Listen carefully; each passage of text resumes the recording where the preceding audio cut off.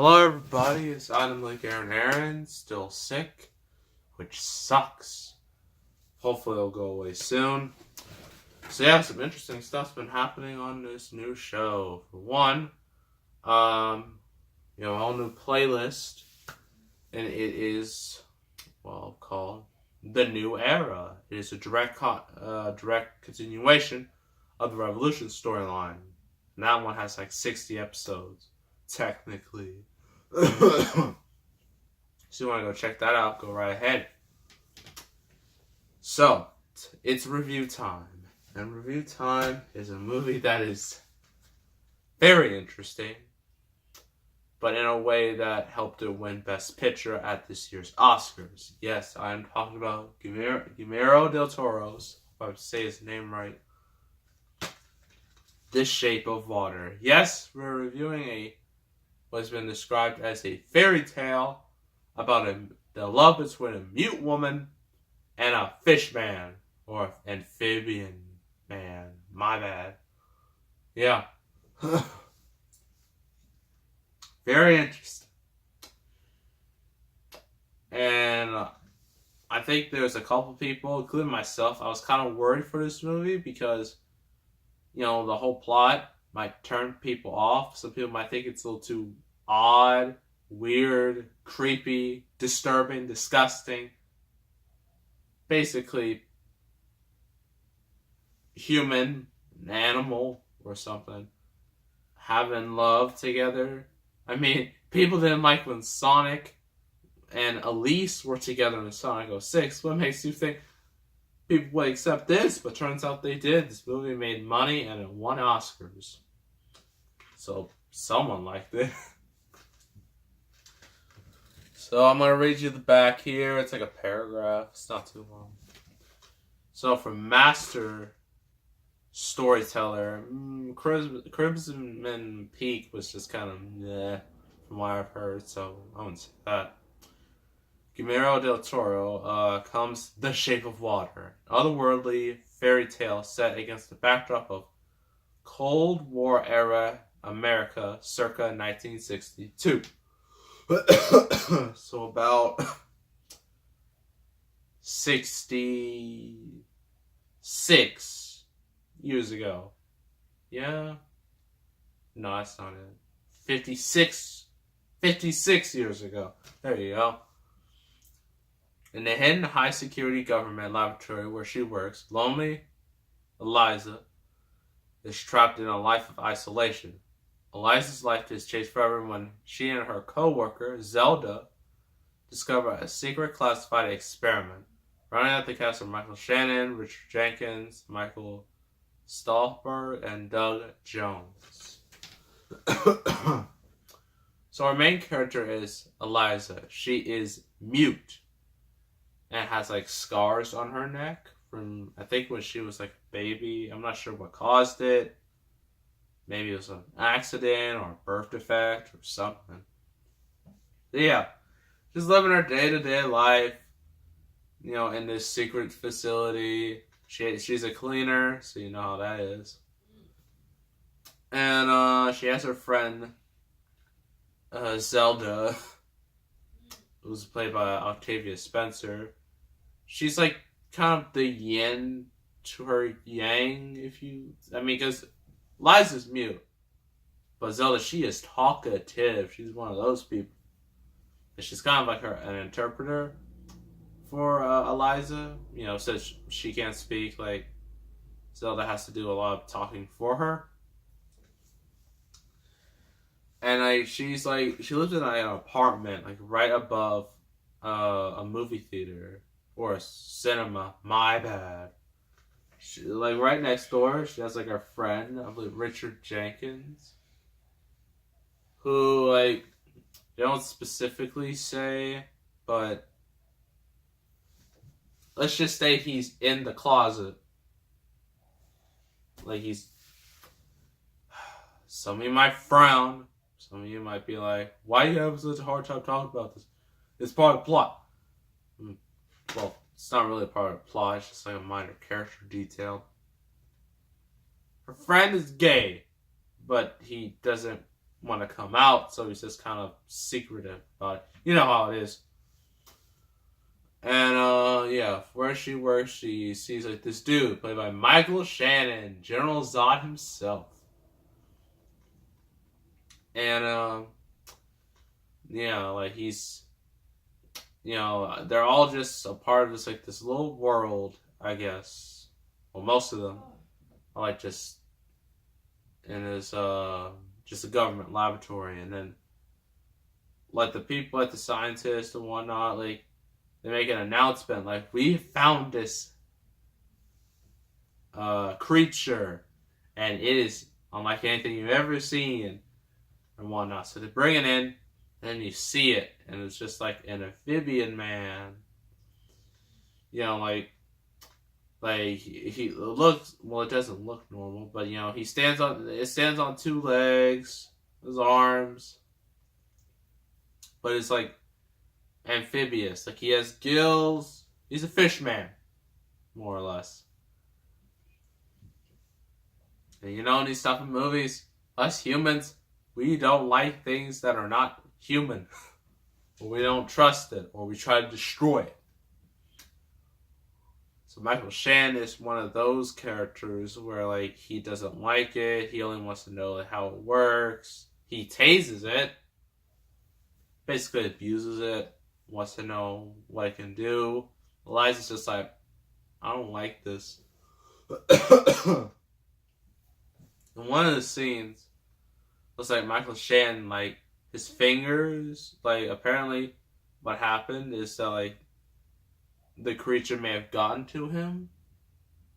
May not have liked his comments. So like he ran out, and like you see this blood everywhere, and it's like, what happened? And you see like the creature may have gotten like two of his fingers. They're off. They're gone. So that happens. So it shows you like this creature's not exactly the most peaceful creature. But eventually Eliza, she starts to have feelings for it. She starts communicating to it. And they start hanging around each other. And then it leads to love between each other. Yes, this is happening. This you could consider, I guess this is bestiality in a way. It's very weird. So she eventually decides, you know what? I don't like how thing's been treated. I'm gonna take it. I'm gonna get it out of here.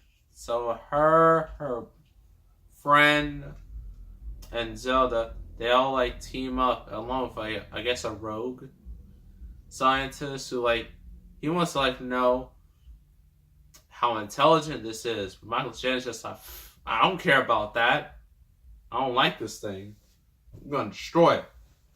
So he helps them with the plan of getting the creature out of there. So they put the creature in the bathtub because he's amphibious. He needs water because he has gills. And yeah, so the rest of the movie after that is just like try to keep the monster like in this apartment. Liza, she starts going too far with her love.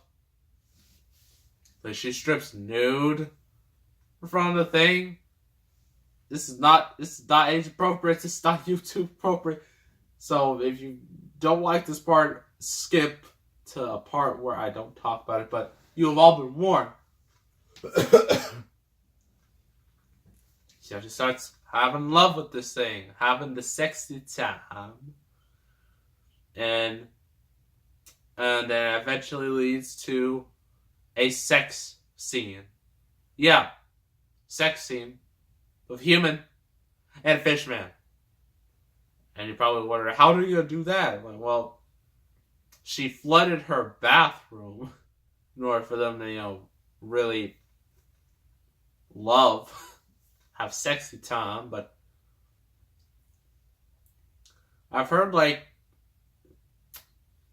it's like a weird thing, but like people who have sexy time in the shower, well, I've heard like Some people say it's drier that way. I'm not sure how that's possible, but that's what some people say. It's weird. Yeah, she has sexy time with this amphibious man. And at the end of the movie, Michael Shannon, he's just had about enough of this. And it was like a big, well, I wouldn't say climax, but Michael Shannon, he shoots the creature, then he shoots Eliza, then he gets killed. Because the creature, I haven't mentioned, has healing powers, apparently. Like, if he touches you in a way, like, where stuff on him, like, starts to, like, glow, he will heal you. And it works. Like, in the very end, like, the creature and Eliza are underwater, so he heals her. But by healing her, he gives her gills, which makes her able to breathe underwater.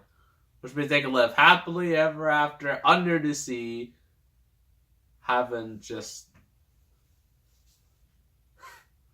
the most unusual, disgusting, horrible, well, not really, not horrible as in bad, horrible as in ew, relationship I've ever seen in a movie. So what do I think about this? I think it's very good. Guillermo del Toro did a very good job making the movie. I mean, he didn't make it super inaccessible to audiences, but some audiences may not, handle this type of stuff because it's very unusual. But I think he did a very good job. Sally Hawkins, who plays Eliza, she does a very good job, considering, she's mute the whole movie. She can't really talk. So she did a phenomenal job here. It's a shame she wasn't nominated for an Oscar, but you know how the Oscars are. Octavia Spencer, Michael Shannon, Richard Jenkins all did very good in their roles. Michael Shannon is very unlikable, considering he's the antagonist. He should be unlikable, so he does his job very well. And then you got Doug Jones. If you know Guillermo del Toro movies, you should know that Doug Jones is the same dude who portrayed Abe in the Hellboy movies, Hellboy 1 and 2. And, like, this creature looks awfully familiar to Abe. So maybe that might bring up some theories. Nah, it's a little too far-fetched. It'd be cool, though. But, nah. It's too out there, honestly. They do look the same. And are portrayed by the same person. The music is very good. It fits the era, the cinematography. All that is great. There's no real flaws with this movie. I can say it definitely deserved its Oscar. It was worthy. Granted, I would have liked to see Logan or Get Out get Best Picture nomination, but that didn't. Well, Get Out did. Logan didn't, which really makes me mad. But it got Best Screenplay, so nomination, so that's fine. I mean, Logan or Get Out didn't win, but I'm glad this did. Definitely deserves it, because it's a very good movie. Sure, the love story might turn you all off. You might think it's an abomination. Just like, it is just not right at all, but Guillermo del Toro, like, he did his thing, and it worked like a charm.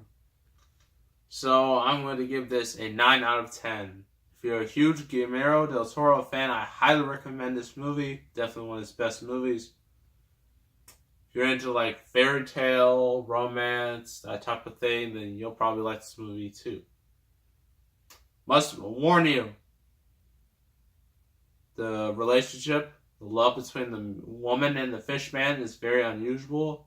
It's weird, but it doesn't like take away from the movie. So that's The Shape of Water. Next review. If I remember correctly, yes, we're doing a Pirates movie. Haven't done one in months. We did the original with Johnny Depp. Curse of the Black Pearl. So we're doing a sequel. Dead Man's Chest. One of the most successful sequels ever. And I'm not talking about critically. I'm talking about money. That one made $1 billion, but I'll get into that when I review it. So that'll be the next review. So stay tuned for that. So make sure to subscribe, like this video, leave a comment. I will see you all next time. I am